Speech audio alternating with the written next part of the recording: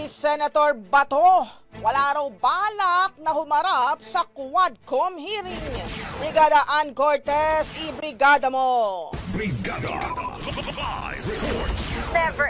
Yan ang maling sagot ni Senador Ronald Bato de la Rosa nang matanong siya kung may pag-asa bang mapadalo siya ng Quad Committee sa kanyang hearing sa Kamara. Kasunod ito ng pagbanggit ni Kerwin Espinosa sa kanyang pangalan.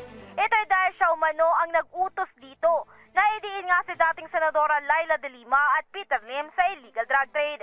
Ayon kay de la Rosa, hindi rin maituturing na credible witness si Espinosa dahil una pa lang ay drug lord na umano ito. Samantala, pinabulaanan naman niyang binantaan niya ito na may mangyayaring masama sa kanyang pamilya kung hindi ito sumunod sa kanyang utos.